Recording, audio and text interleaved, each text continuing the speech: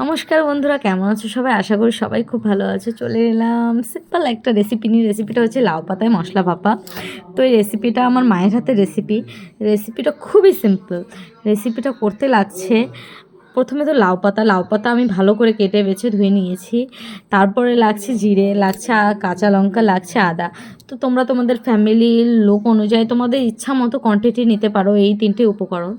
তারপরে এই তিনটে জিনিস আমি ভালো করে মিক্সিতে ভালো করে পিষে নেব। তোমরা শিলনোড়াতেও পিষতে পারো।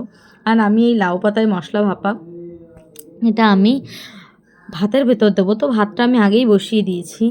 তো মশলাটা করার পর মশলাটার ভেতরে আমি দিচ্ছি প্রথমে হলুদ, তারপরে দেবো আমি লবণ, তারপরে দেবো আমি সর্ষের তেল। তো এই রেসিপিটা এতই সুন্দর যে এই রেসিপিটা দিয়ে এক থালা ভাত অনায়াসেই খাওয়া যায়। মানে কি বলবো, আমার শ্বশুরমশাই লাস্টে খেয়ে তো ভীষণই মুগ্ধ। উনি এইসব খেতে খুবই ভালোবাসে।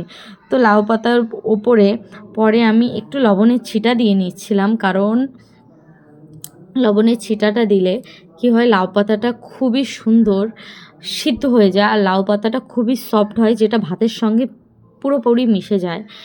তো তার জন্য আমি লবণের ছিটা দিয়ে নিচ্ছিলাম।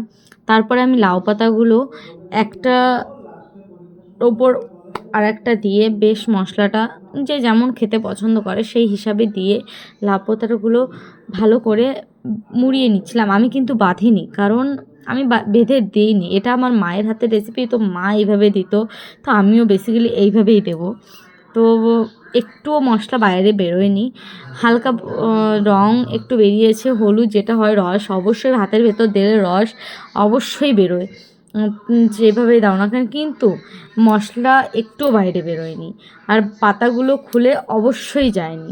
তো এইভাবে আমি প্রত্যেকটা পাতা বেঁধে নিয়েছি। যেভাবে আমি ভাবছি সেইভাবে যদি সবাই বাঁধো, আর যেভাবে আমি উল্টো পিঠ, মানে যে পিঠে আমি ফোল্ড করেছি সেই পিঠে যদি সবাই ফোল্ড করে ওইভাবেই ওই ফোল্ড করা পিঠ যদি ভাতের দিকে মুখ করে দেওয়া হয়, কোনো পাতাই খুলবে না। আর আমি পরে এইভাবেই আমি ভাতের ভেতর পাতাগুলো দেব। তো পুরো পাতাগুলো আমার বাঁধা হয়ে গেছে। তারপর আমি ভাতটা দেখব, ভাতটা কমসে কম 80% সিদ্ধ হওয়া দরকার। এবার সবার চাল, সবাই কেমন চাল খায় সেই জিনিসটা আলাদা। তো সেটা তোমাদের হিসাবে তোমরা সেটা সিলেক্ট করতে পারো কীভাবে আমি দেবো, কোন টাইমে আমি দেবো। তবে সেইভাবে তোমরা দেখতেই পেলে আমি উল্টোভাবে দিয়েছি।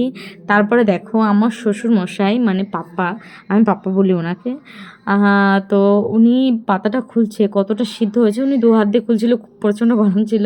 সিদ্ধ হয়েছে, ভীষণই ভালো সিদ্ধ হয়েছিল। তো উনি বলো কেমন লাগছে খেতে, পরে বলছিল খুব টেস্টি হয়েছে। আর টেস্ট কেমন আসছে সবাই তোমরাই কিন্তু মাছ নেই।